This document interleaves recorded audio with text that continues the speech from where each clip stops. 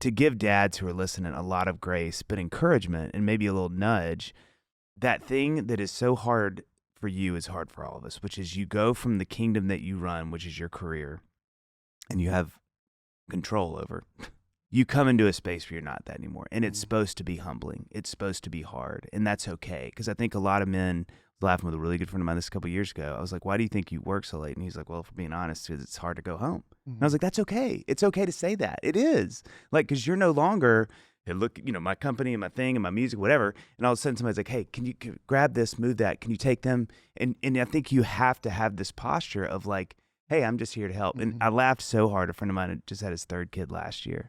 He called me and I was like, how's it going? He's like, man, this year has just about killed me because it's the first year where I'm not really getting to do what I want to do anymore.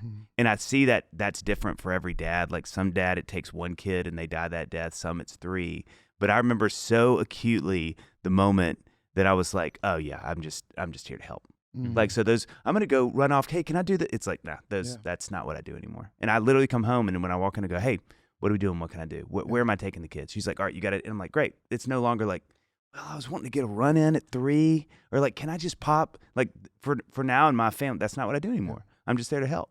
And it's crazy to hear myself, as selfish as I am, say to Annie, like, what am I doing today? What am I doing this afternoon? She'd be like, all right, this. I'm like, great.